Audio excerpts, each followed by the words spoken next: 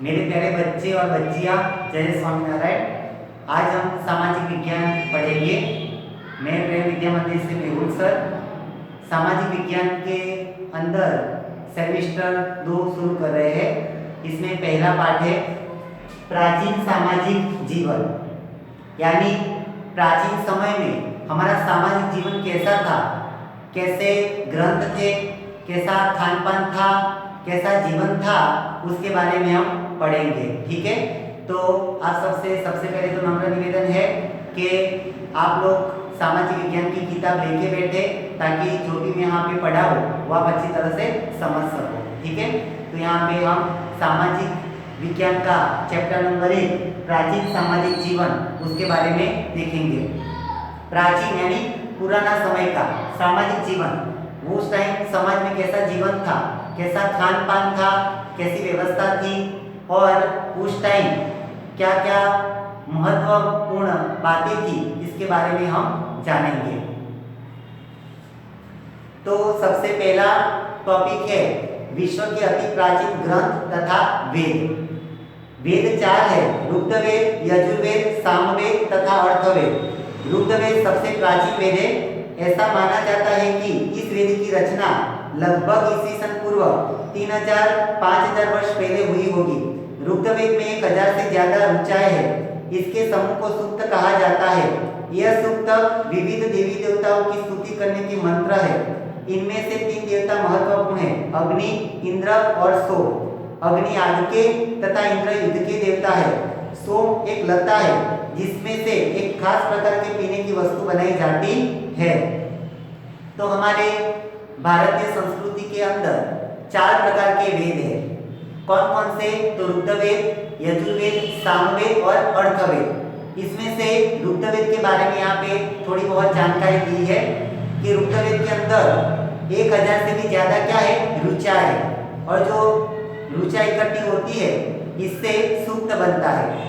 और ये जो सूक्त दिए है ऋग्वेद के अंदर, इसमें अलग अलग जो देवता है, हमारे देवी देवता है, उसकी स्तुति, प्रार्थना वगैरह दिया हुआ है। ऋषि वैदिक मंत्रों के स्पष्टा थे। ऋचा को अक्षरों और शब्दों में बांटकर आचार्य विद्यार्थियों से उसका सस्वर गान करवाते थे और नित्य पाठ द्वारा उसे कंठस्थ करवाते थे। अधिकांश सूक्तों के रचनाकार तथा उसको सिखाने वाले पुरुष ही होते थे। कुछ प्रार्थनाओं की स्पष्टता स्त्रीय भी थी। ऋग्वेद की भाषा प्राक संस्कृत या वैदिक संस्कृत कहलाती थी। जैसे हम एक किताब पढ़ते हैं, इसमें कौन सी भाषा है? हिंदी। इसी तरह ऋग्वेद के अंदर वैदिक भाषा, संस्कृत भाषा उस टाइम थी। दूसरा के उस टाइम गुरुकुल के अंदर जो भी गुरु पढ़ाते थे, वो जितने भी विद्यार्थी बैठे थे गुरुकुल के अंदर, वो लोगों को कंठस्थ कराते थे। जैसे आप कविता का टीचर गान करवाते थे, इसके बाद आप दोहराते हो। इसी तरह वहाँ पे गुरुकुल के अंदर कैसी व्यवस्था थी कि गुरुजी संस्कृत का कोई श्लोक बोले, इसके बाद जो बच्चे हैं उसको दोहराएंगे। इसी तरह पहले पढ़ाई की व्यवस्था थी। हम जिन पुस्तकों को पढ़ते हैं उन्हें लिखने के बाद छपाई का काम होता है, परंतु वेदों को पढ़ा नहीं बल्कि बोला जाता था। हम जो अभी पुस्तक पढ़ते हैं, बराबर, वो पहले छपाई का काम होता है, इसके बाद हमारे पास हार्ड कॉपी आती है, ऐसे किताब के रूप में आता है। लेकिन पुराने जमाने में ऐसा नहीं था। पुराने जमाने में क्या था कि गुरुजी बोलते थे और हमको सुन के याद रखना होता था। इस तरह की उस टाइम व्यवस्था थी और उस प्रकार की सिस्टम थी। हजारों वर्ष तक इन्हें कानों कान सुनकर कंठस्थ करके याद रखा जाता था और इसलिए उन्हें श्रुतिगत कहा जाता है। उसे छापने का काम तो मात्र 200 वर्ष पहले ही हुआ, क्योंकि उस टाइम छपाई का कोई मशीन वगैरह आविष्कार नहीं हुआ था। छपाई का काम तो भी 200 साल पहले हुआ है।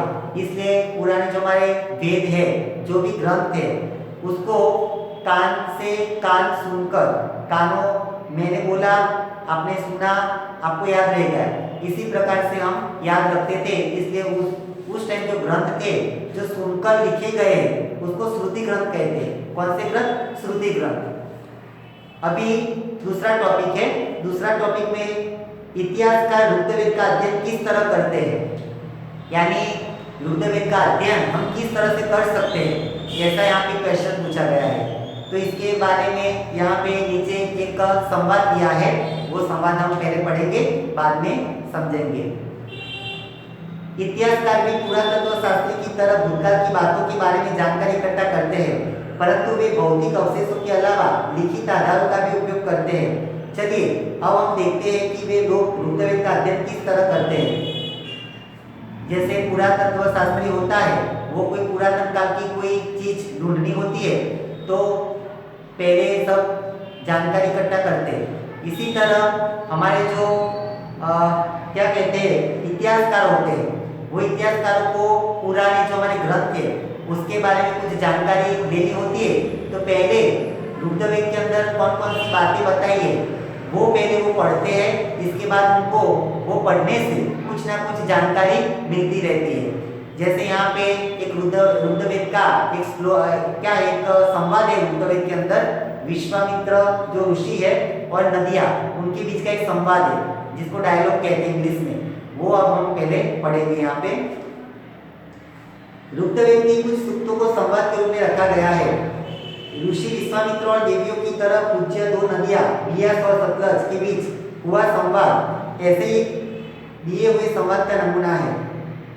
विश्वामित्र, हे नदियाँ, अपने बछड़ों को चाटती हुई गायों की तरह, दो स्फूर्तिले घोड़ों की चाल की तरह पहाड़ों से नीचे आओ।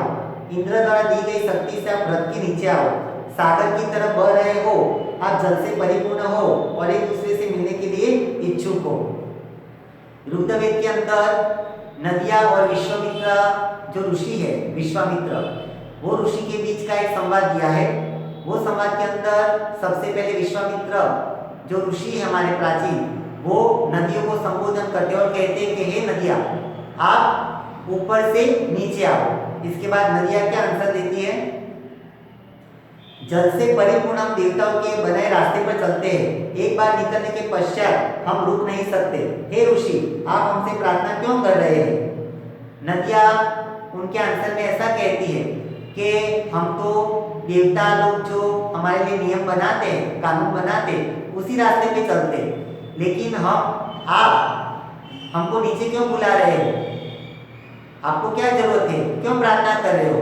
इसके बाद विश्वामित्र ऋषि कहते हैं, हे बहनों, मेरी प्रार्थना सुनिए, मैं रथ और गाड़ियों के साथ बहुत दूर से आया हूँ, कृपया अपने जल के प्रवाह को हमारे रथ और गाड़ी के पहिए ऊपर न उठाए, जिससे कि हम सरलता से सामने किनारे पहुंच सके। यहाँ पे विश्वामित्र नदी को पार करना है, यह किनारे से सामने किनारे पे जाना है, ठीक है।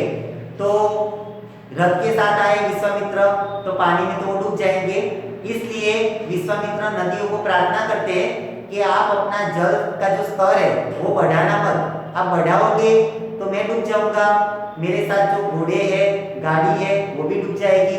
तो आप कृपा करना कि आप आपका जल का जो स्तर है वो बढ़ाना नहीं, आपका जो भी लिमिट का जो भी आप बहती हो उस इसी तरह आप बहती रहना। इसके बाद नदियाँ वो आंसर देती है, क्या आंसर देती है, हम आपकी प्रार्थना सुनेंगे जिससे कि आप सुरक्षित सामने किनारे पहुंच सकोगे।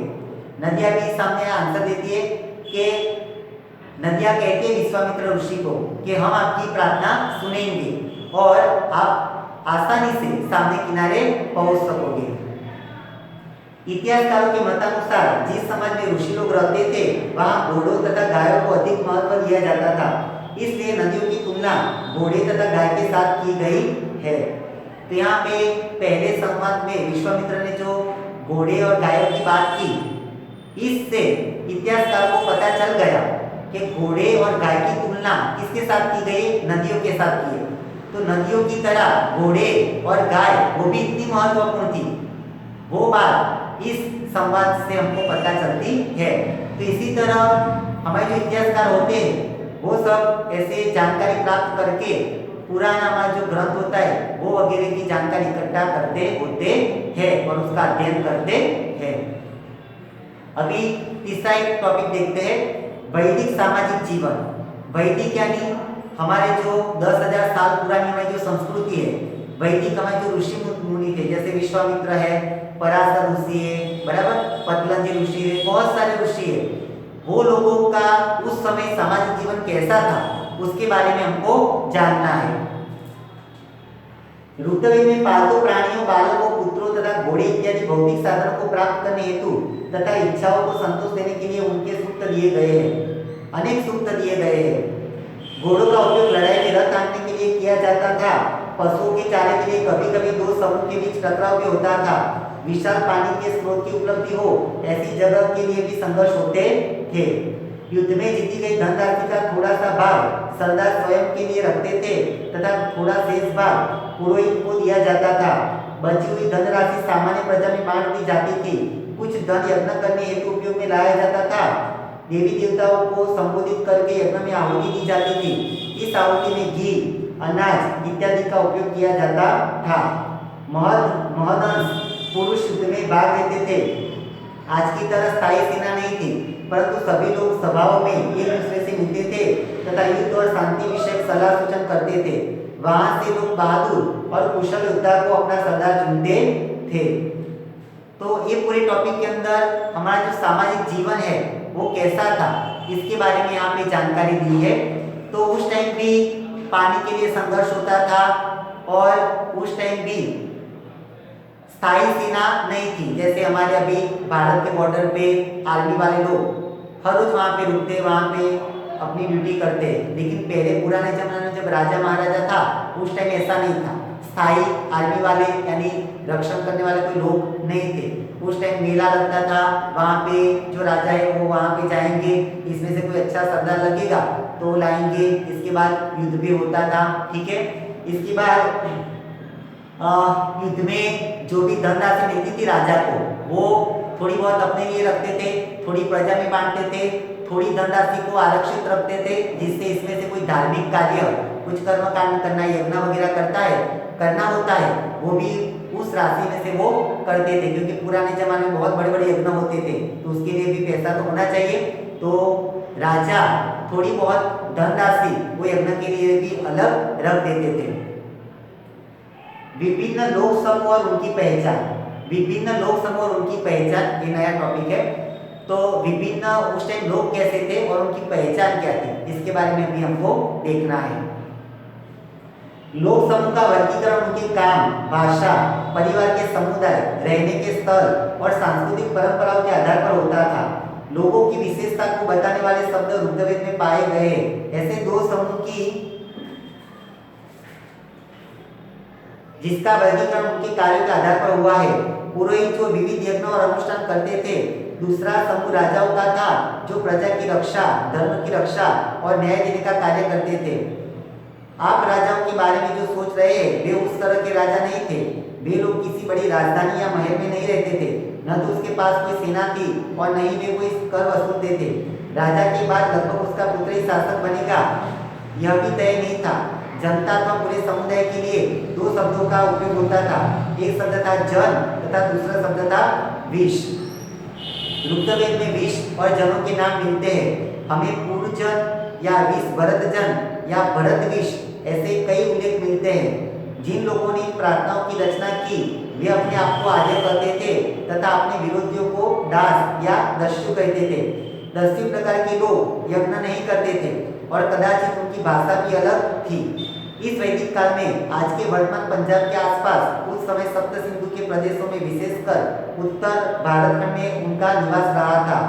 जिस युग में उस महाद्वीप के ऊपर पश्चिम में वेदों की रचना हो रही थी उस समय भारत खंड के अन्य स्थानों पर एक भिन्न प्रकार से ही अन्य शैली से लोग समूह अपना जीवन बिता रहा था। तो उस टाइम दो प्रकार के वर्ग थे। एक पुरोहित का वर्ग था जो यज्ञ वगैरह करते थे, पुरोहित यानी ब्राह्मण बोले तो वो लोग का काम क्या था, यज्ञ वगैरह करने का। और दूसरा वर्ग राजाओं का था।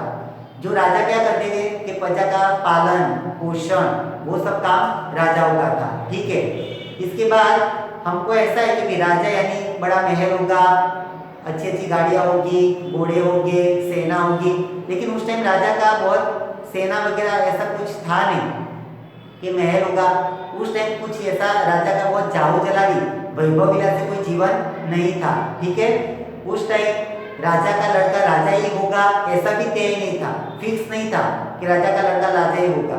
ये तो इसके बाद फिर समय के अनुसार थोड़ा बहुत चेंज हुआ, लेकिन सबसे पहले ऐसा नहीं था। इसके बाद रुद्रवेद के अंदर 20 और जनों के नाम मिलते हैं। तो पुरुजन और 20 भरतजन ऐसे नाम का भी उल्लेख है, बराबर, नाम के लिए ऐसे नाम का भी उल्लेख है। ठीक है, तो ऐसे नाम का भी उल्लेख है। जन यानी मानस, तो उस टाइम जो प्रजाजनों को किस तरह से संबोधन किया जाता था, तो यहाँ पे रुद्रवेद ने उसके नाम का उल्लेख किया है। यहाँ पे क्या लिखा है, जैसे